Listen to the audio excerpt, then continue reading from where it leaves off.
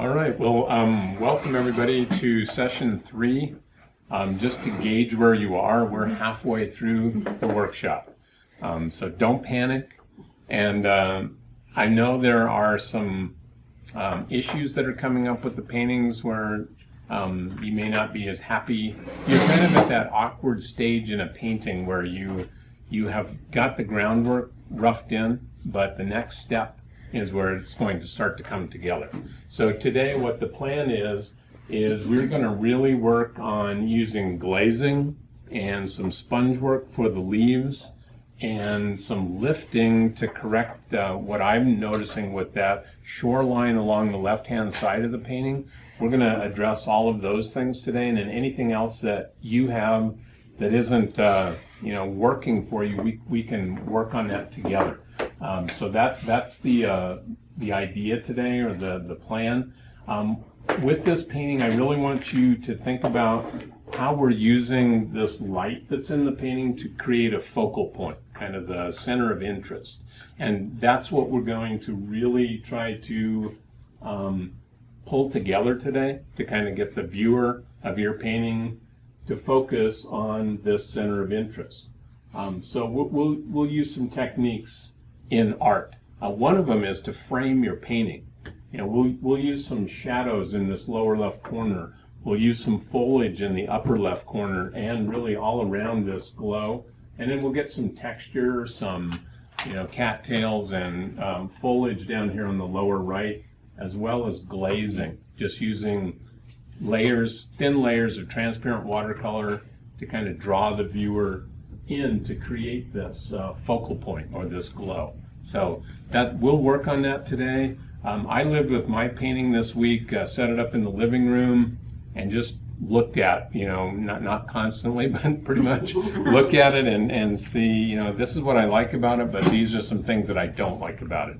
And so we'll go around the room. If you have any, if you'd like to share where you're at with your painting, even if you didn't work on it, that's fine. I'd love for you to critique.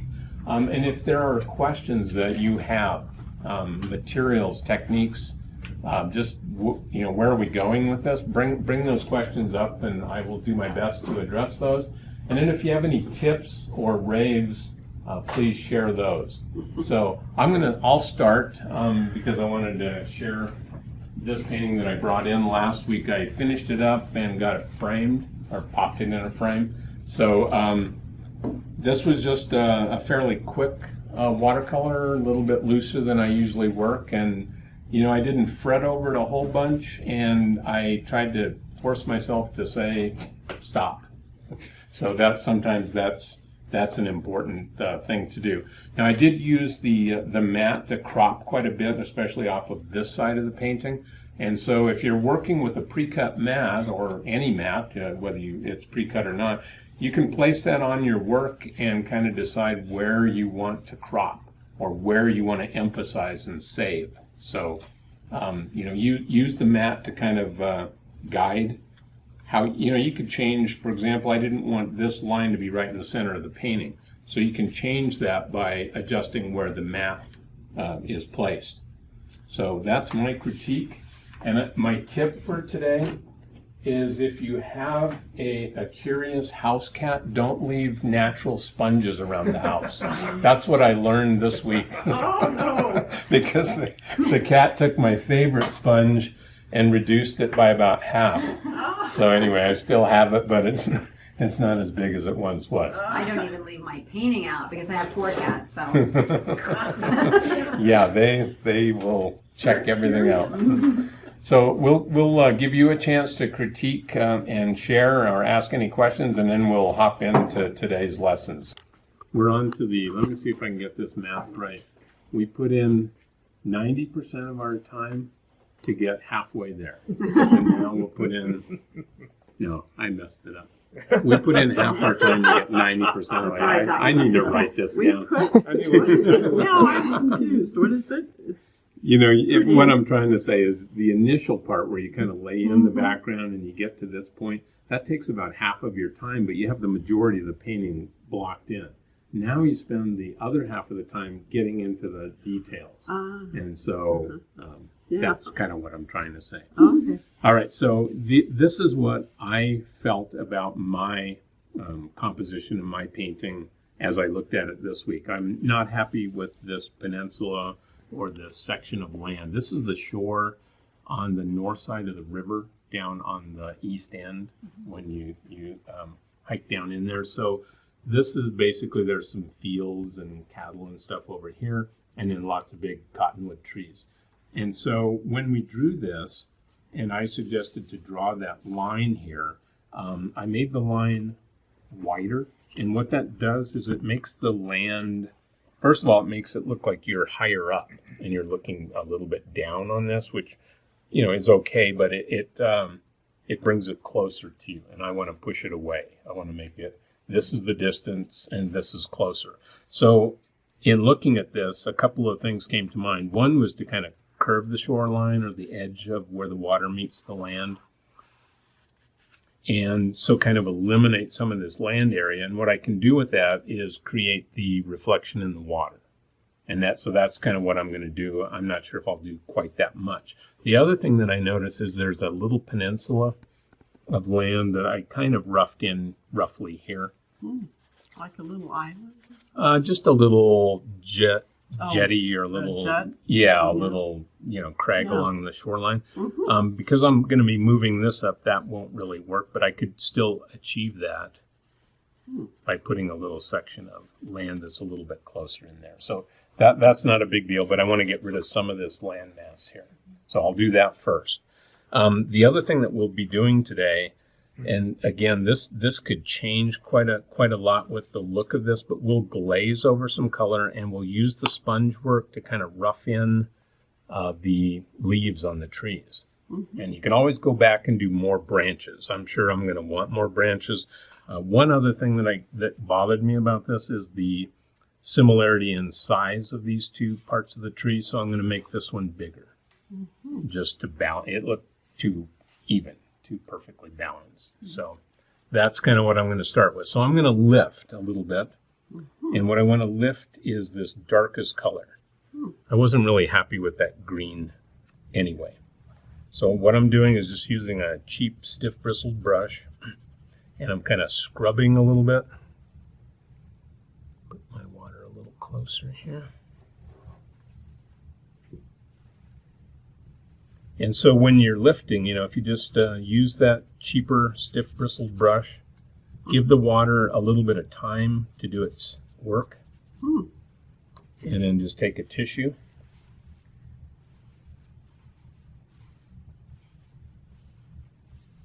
And start lifting. If you use good materials, better paper and better paints, this will work.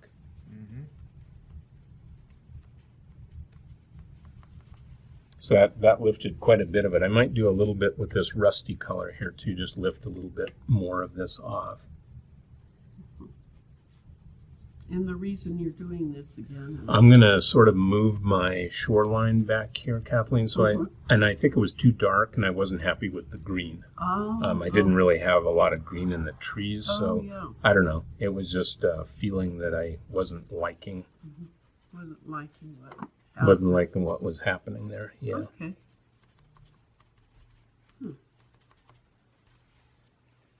Right here is still a little dark, so I'm just going to lift it again.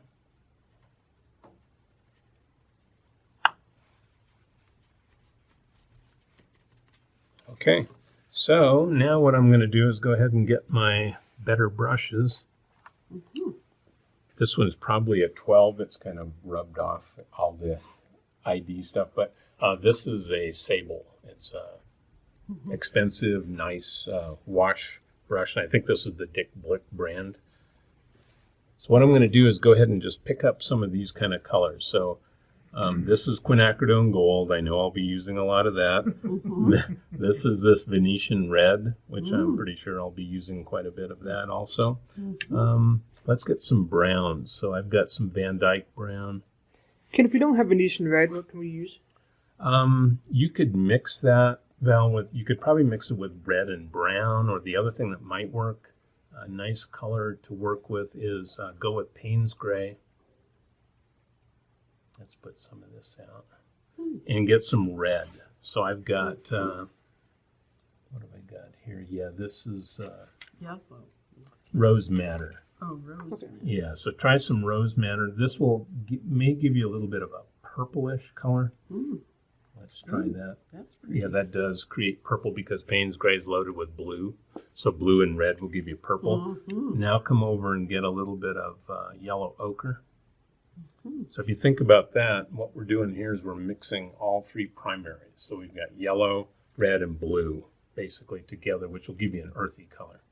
So that's pretty close to Venetian or Tuscan red there. That's pretty good. That's Yeah, pretty so good. that was, if you think about it, you know, Mhm. you're mixing some Mhm. form of all three primary colors, which gives you a muddy color, but it can also achieve what you want by how much, you know, very little of the blue, more of the yellow and the red. So that was blue, Ye- red, and Yellow, yellow. yeah, so it's yellow ochre, Mhm. rose madder, Mhm. and the Payne's Gray is a very blue based color. Mhm.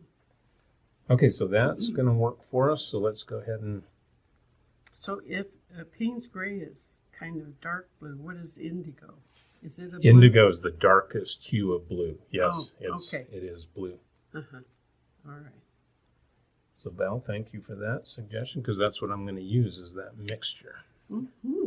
So we'll just go with those three. All right, so I'm going to move this up. I'm just going to get some pigment on here.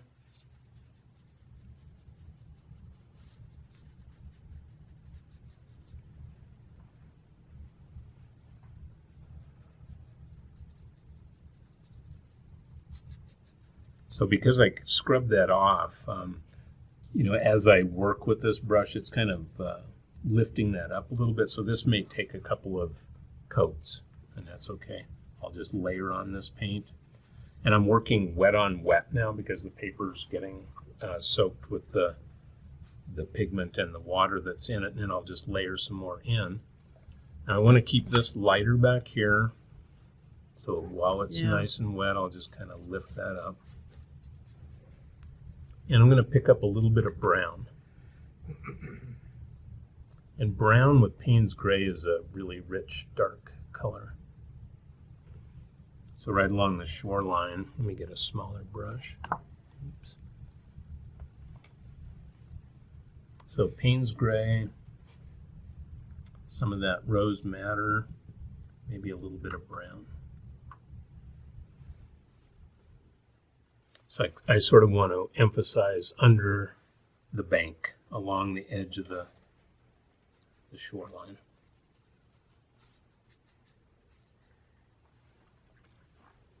Okay, so I'm going to go ahead and grab a bigger brush now. This is the 1-inch silver black velvet wash brush.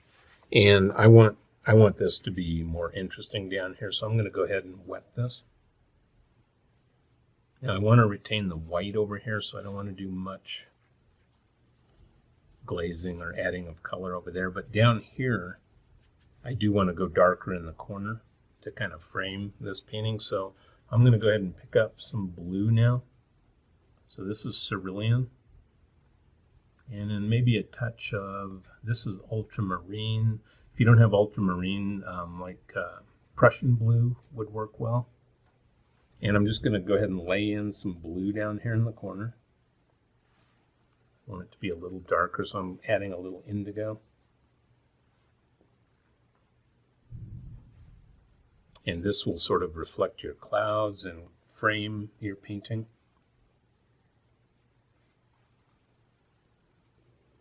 So I'm going to get this nice and wet.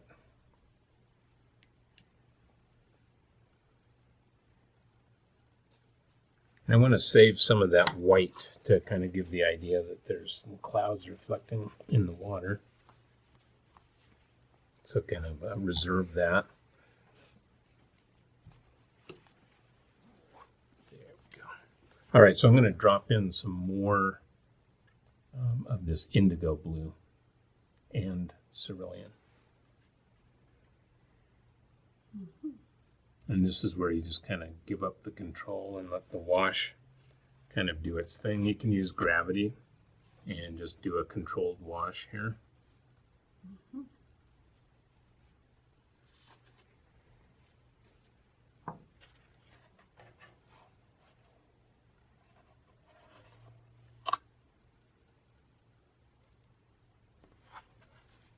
Okay, and then I'm going to let that work its magic, and in the meantime, I'm going to come back up here and get this dark edge a little bit more defined. So I'm back into burnt umber. Any brown will work, and I'm going to add a little bit more of that Payne's gray to give me a really rich dark color. And I'm going to put a lot of pigment, a lot of color into this. And remember that watercolors will lighten as they dry.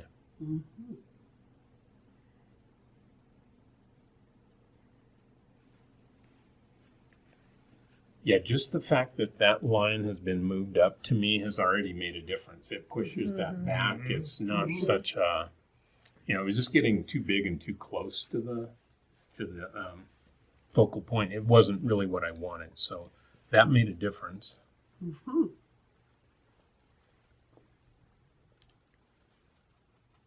Now you can use pure water when you're lifting. You can also use color. So this is quinacridone gold, and what I want to show you is that you can layer in color, but you can also scrub it and lift back. So as that sets there, I'm going to go ahead and take a stiff bristled brush again, and I've kind of got these little, I was trying to show the shape of the cottonwood trees. This but looks like a duck. yeah, it does. Yeah, it does. So I'm not sure if that makes sense, but when I was glazing and then lifting, you can actually see the color still, because the color will stain your paper a little bit. So you can either use pure water or use a very transparent color. And I'm getting some nice granulization that's happening there. And again, you know, this is what's called a controlled quote-unquote wash, where you kind of use gravity. So Yeah, that move that around. granulation is like texture, right? Yes, yep. Yeah, you can see cerulean blue with the Winsor Newton is really great for It does getting that look. Looks like I'm getting something with the mix that I did with those rusty colors too. And you know, you can see that this is already, because the paper has buckled a little bit where I wetted, it's kind of pushing the pigment away. So the pigment's going out here. So you might want to layer in some more color as you go. So I'm going to grab a little more blue. And here I'm not going to brush it much. I'm just going to kind of stipple it, just dab it, because I want a lot of pigment to be in there. And now you can move that around a little bit. If I get this water into there, it'll kind of pull things together. Now, word of caution, if you overdo this, you can get mud really quickly. So see where the blue ran up in there? It can be interesting, but if you overwork this, you can get a real muddy looking painting. So I'm going to let that kind of settle down, and I think that achieved what I was hoping for. Now, I can brighten this up more or darken it more later. I don't have to do that right now, but I kind of got this established the way that I wanted it to be. So let's hop into the leaves next. And this will be fun because we get to do some sponge work. So with your sponges, I've found over the years that natural sponges they're more interesting. They're less uniform.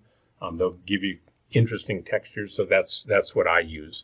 And the way to use them is get it soaked completely. So let's just let this take a bath for a moment. And then while that's getting nice and well soaked, we want to mix up our color. So I'm going to use my palette. And what I want to do here is I really want to kind of get a rusty golden color first. And then later I'll come in with a brush. Or you could do the sponge again and get some darker spots. So I'm just going to go with a lot of cerulean or not cerulean, but quinacridone. Mm. So I'm going to take this golden color, Mm. and I have to have enough of this on the palette so that I can pick it up with the sponge. Mm-hmm. And let's go ahead and lay in some of this Venetian red. Mm. And I think, that would be a good choice right there. If you wanted to add something like yellow ochre or browns, you can.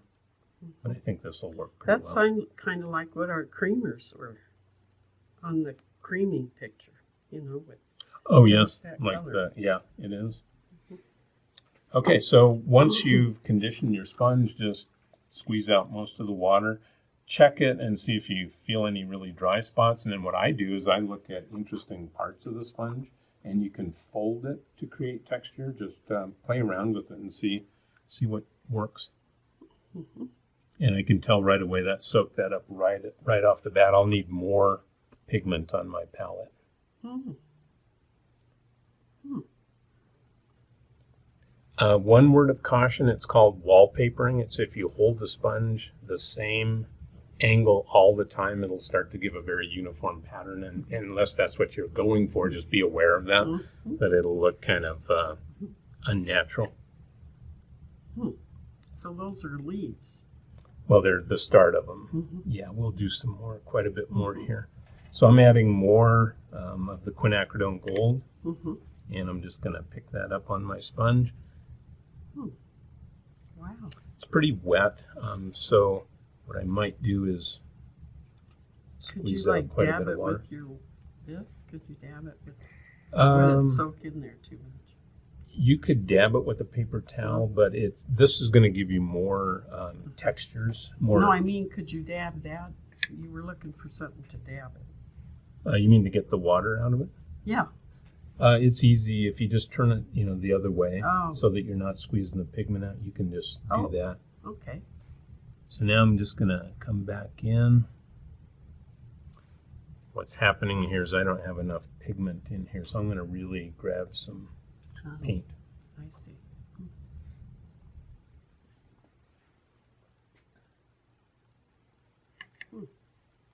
So you will go through quite a bit of paint, but that's okay. So I'm trying to move the sponge. I'm trying also not to just make a real solid blob. I'm trying to kind of lightly allow some white to be showing through here. Hmm.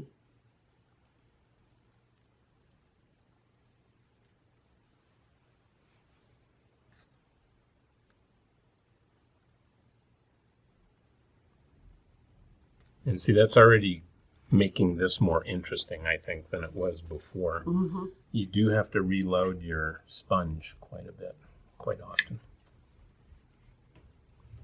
Does it dry on the sponge real fast? Is that what's happening? No, it'll stay wet quite a while. Uh-huh.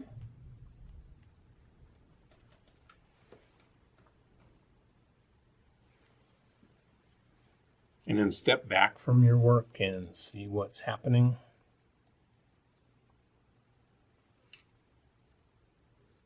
Yeah, see that? These little details start to happen. It's sort of like the Bill Alexander and the Bob Ross thing where they use the palette knife and they say, you just created a million little details just with one swipe of the palette knife. So it's true with the sponge too. Okay, so now at this point I want to darken this up a little bit, and we could use the sponge. Actually, let's do a little bit of that with the sponge. So I'm going to grab some It's really browns. glowing right there. Yeah, that's what we want, is Wow. to get that glow Yeah. in there. Looks like the sun is already there. So this is burnt umber, Mm-hmm. nice rich brown. I'm going to add a little bit more of that Venetian red to that. Ooh, I grabbed opera. Well, that will really punch it up. Opera is that pink, but mixed with the brown, it'll be great. Mm-hmm. And so let's get some darks in some of these areas. The paint on the paper is still a little bit wet, so that isn't working really great. So let me show you another way to do it, is to just grab your brush and get in here and stipple. So you're not brushing at all. You're just dabbing, and it's wet on wet, so the pigment that's on your brush will kind of interact with the wet sponge work that you just did. So that's going to help me to kind of frame this corner. Now, I don't want a lot of darkness over here, but I can do a little.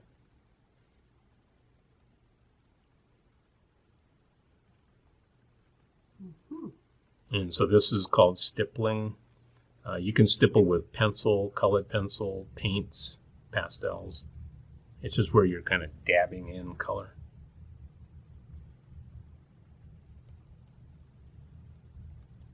Now I want to keep or retain some of the blues, that very subtle blue up here, but I also kind of want to frame that corner. You can see in the reference photo it's pretty dark up in there, so I'm going to grab some pure dark quinacridone gold and come back over the top of some of these areas. This has some brown in it too. I'm sure I put some Van Dyke brown or something, but I'm going to just glaze. This is glazing, even though it's not thin. It's pretty strongly pigmented. It's just another layer, another coat over the top of those spots to get those darker. And while we're at it, just really quickly, let's grab a very small liner brush. That's a number 1, nice and fine. So we'll grab that and get a few more branches in here.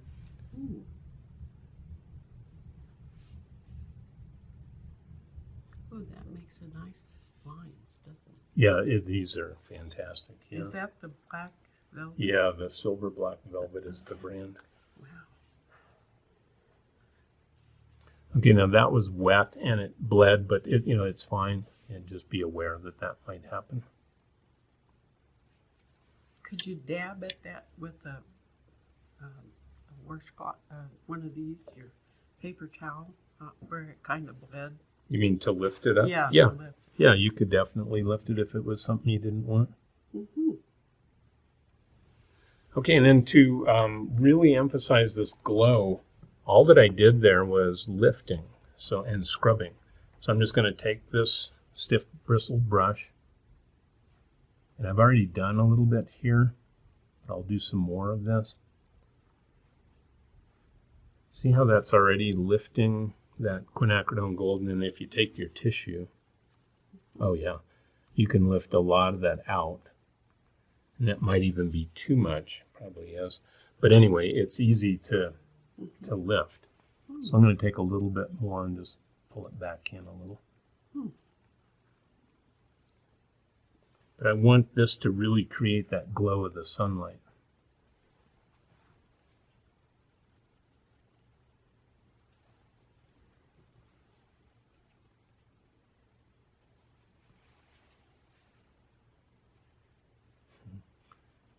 Looks like I just undid when I did, but you get the idea. Yeah. You have to kind of decide when you're finished, and Yeah. you may come back to this too. You may actually do this several times. But I also tried to use that very light effect on the branches that are around here, and it needs some more. So I'm just going to lay in a few, but with the very, very light gold.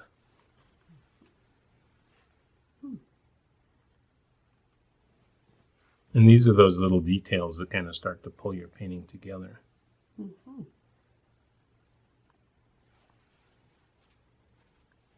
Oh, it looks great. So that's kind of the first step here. So for me, it was to shorten or kind of de-emphasize this area by cutting down the shoreline, and then to get some leaves happening here.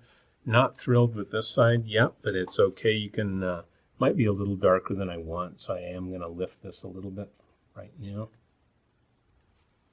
That's twilight time coming, isn't it? Yeah, and it Yeah. is darker in the Yeah. reference photo over there too, because it is further away from your light source. But that's kind of starting to get the glow that I want to have happening here. We haven't addressed the lower right corner much at all yet, but we'll get to that later on. Yeah, it is. Yeah. Just to See what happens.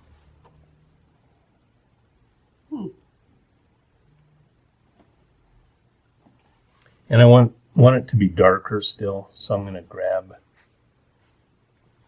some more of that Payne's gray. Instead of cadmium yellow, I'm going to grab a little bit of yellow ochre, which is a little bit darker. Yeah.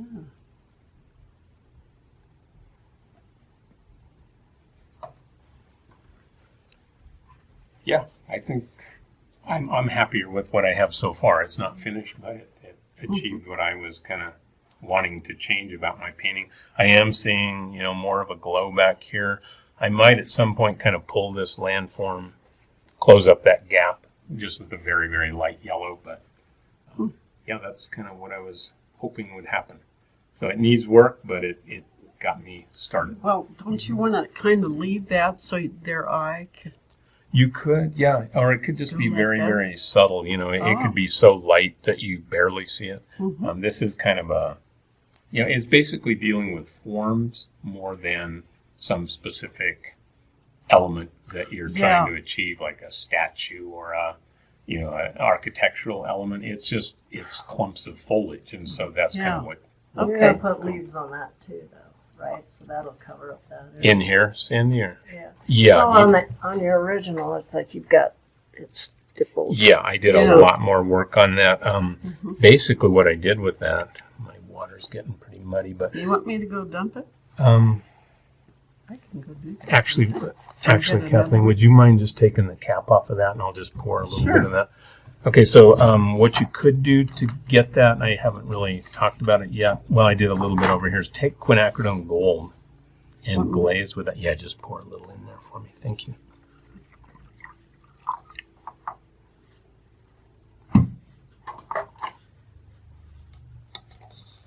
Yeah, see, by darkening that a little bit too, it's going to push that back. That was part of the problem that I had going there that I wasn't happy with. It was, it wasn't clear which part was further back, or it wasn't as clear as it should have been. So that already helped. And then, like you said, you can try to create some textures in there, and that was the same technique that I was starting to do with the leaves on the trees, just kind of dab in.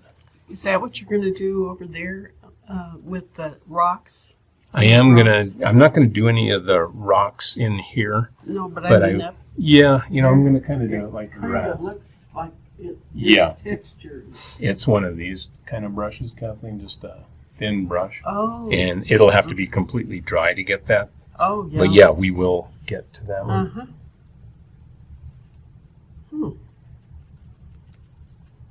And this will diffuse because it's wet, so these little dots will kind of blend in to the background.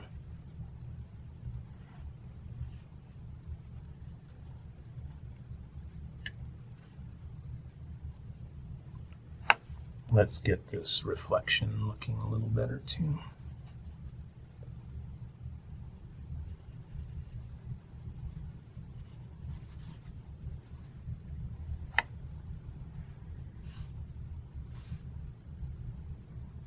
I can just barely express how much I like quinacridone. I'm not kidding. It bails me out every time. It's a good color. It's a great color, and it Yeah. works so well. If you're trying to get a glow, Uh-huh. you can't go wrong with quinacridone gold. It just does it. Uh-huh. That's what I put on my trees. It's quite gold. Yeah, and really, you can do. I don't want to do it right now, but when this completely dries, you can do that very same thing with some quinacridone gold, kind of around this glow, over the top of your leaves, and it'll just make it pop. So Wow. you might give that a try. See how that's glowing.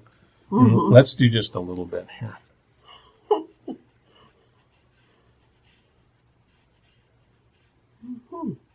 You might have to come back with a sponge later or some brushwork to get the textures back in here, but this glow is going to be so worth it.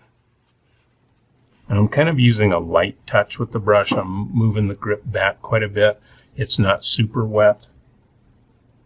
but you have to dilute the quinacridone gold a little or it'll look like a brown. Yeah. Yeah, it really does.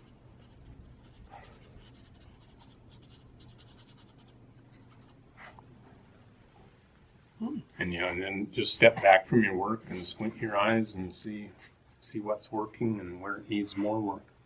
But we used the those things on the door that you peek into, that when you're gonna knock on the door, you can buy those little things. They're about like that, and you look through the opposite end, and it makes things look far away. Oh, okay, yeah. So hop to it, and I'll be around to check on you. So we'll do one more short demo for today. So if you can get to a stopping point and join me up here, I'll share with you the textures to tie this together.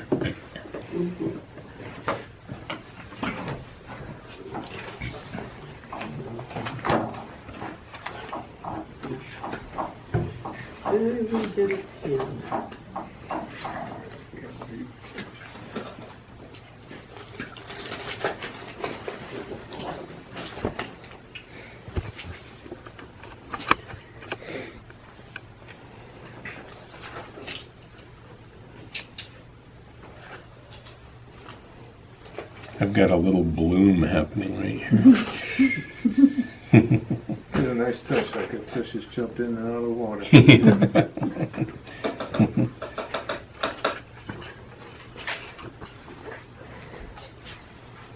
Okay.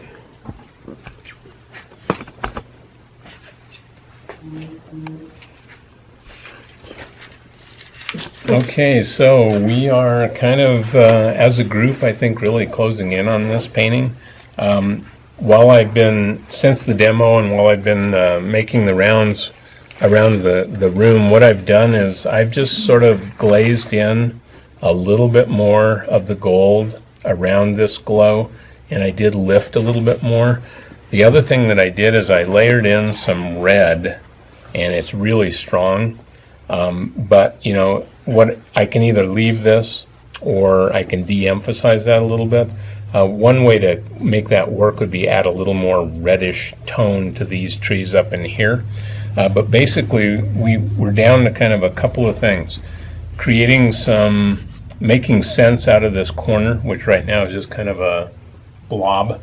And it has a suggestion of some shadows happening, but I really haven't done much with that. So this area, and then I want to get a little bit of texture just on this ground, especially over where it's closer to you on the left, and then basically just suggesting some tree trunks back in there.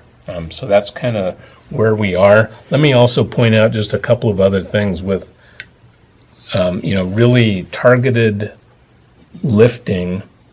I'm noticing this looks a little muddy. The whole thing looks a little muddy, so I want to kind of punch up this little bit of highlight coming through the clouds back here. So what I'm doing is just scrubbing a little bit, and that's what I did to get this suggestion of the shadow also. But just by doing some targeted lifting, you can make quite a bit of difference in the interest and the value of your painting.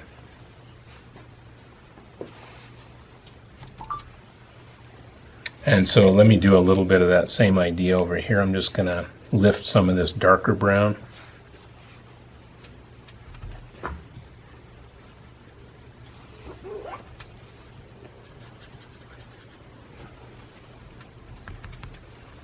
Okay, so what I want to do right now is I want to get quite a bit of texture and foliage over the top of this. So I've got a couple of liner brushes. This is just a number 4, small. And I think I have a number 1. These are very tiny, but will do the trick. So I'm just going to get some dark browns. Going to take a bigger brush to just mix these up. And so what I'm working with here, I've got burnt umber. Any kind of brown would work for this. If you want to really darken that, take something like Payne's Gray and mix it with your brown, and it'll give you a really rich dark brown. Sepia would also do the same thing.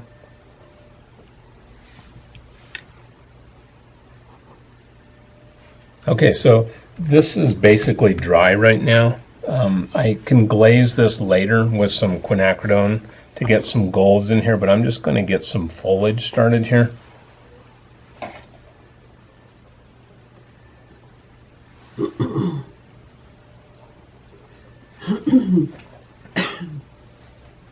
So I'm just kind of loading my brush every few brush strokes.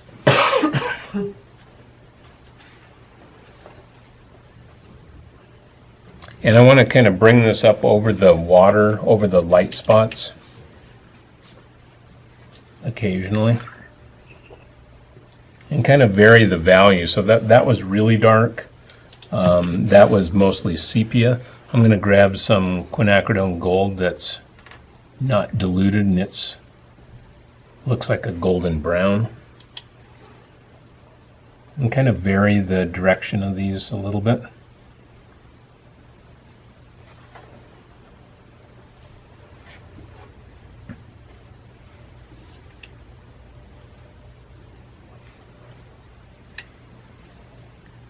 And by getting these darker reeds on top of those background colors, it can kind of layer your painting and create some depth.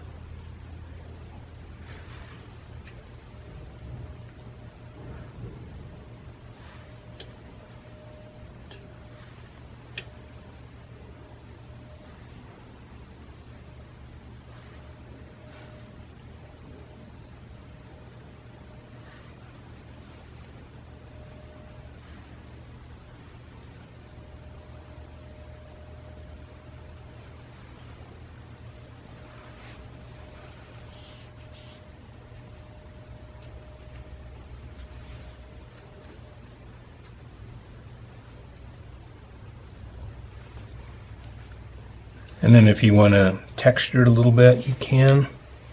Let's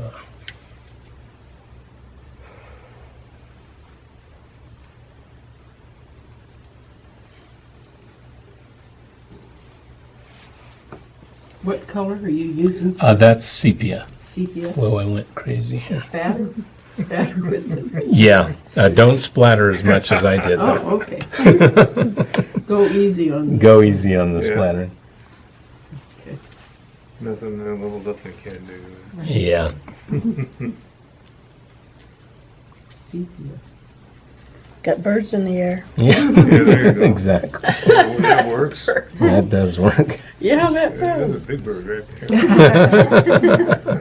there. Let's see, the branches are going to expand up here, I think. Plants. Very cool. So now I want some texture over here, and on the this reference painting, I used a detailed brush. I used a really small one. You don't have to do it this way. You could use a sponge. There's a lot of different ways, but what I basically did was I tried to get in here and sort of pull a stippling dot just to create some textures. And I think I had more of a green on that reference photo, so let me mix up a green. I'm using indigo and a little bit of this yellow ochre. It's not dark enough, so I'm going to grab a little bit of Payne's gray. But anyway, all I'm doing here is just stippling, making a dot that's kind of pulled a little bit just to create some texture. So this is just one option for texturing this ground, but I didn't want it to look so flat. Sponge would be quicker, but I kind of like the variety of textures. You know, when you get some, it takes time and it is tedious somewhat, but it does create interesting additional texture to your painting.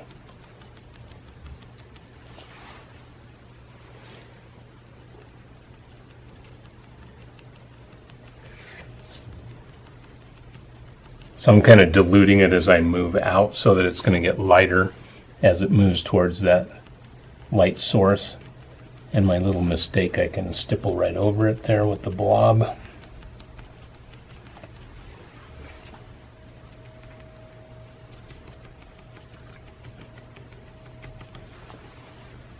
And then, always step back from your work and see if it's what you want. I kind of want to make the line between the trees and the grass a little darker, a little more definite. So I'm using some sepia mixed with, I'm going to try a little bit of Payne's gray with that, and it should be a nice dark color. So I'm going to sort of get in here and kind of darken the undergrowth along the edge here, and then pull in some lines just to suggest some trunks.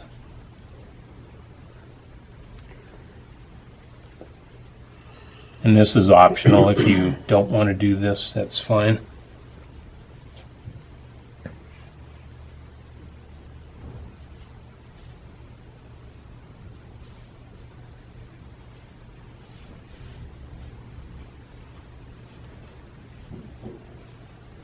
And then again, as I work towards the light source here, I just want it to be lighter and more subtle.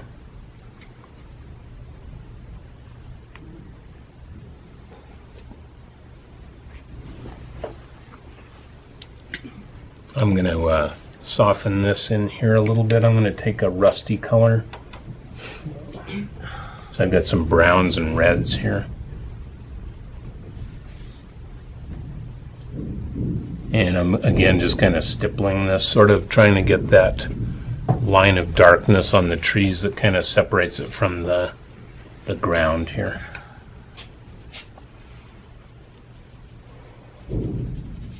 What color are you using there? It's a mix. I've got a brown, Kathleen, probably something like that burnt umber, and then a little bit of the sepia. Mm-hmm.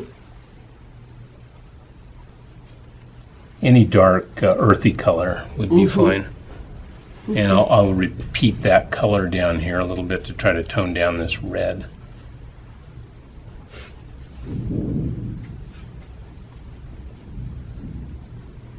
If you wanted, you could reflect a little bit of the suggestion of tree trunks in the water. That's up to you.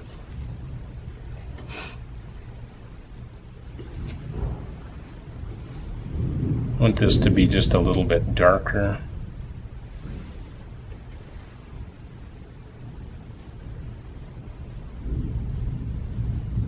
That wind is really picking up.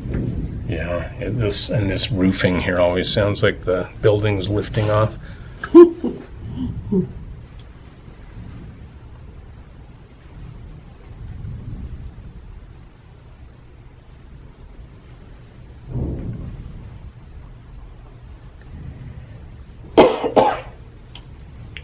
So again, just with sepia here, I'm just doing more of the reeds.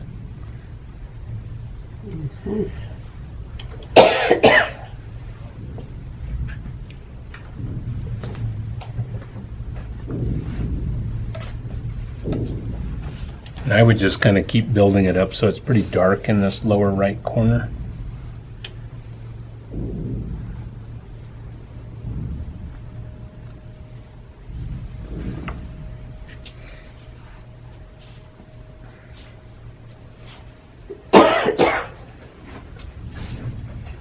And then figure out where you want to sign your painting and go back, and if you have any little speckles that you accidentally splashed all over the sky, tidy those up. Get your signature in there There you go. and call it. We're done for the day.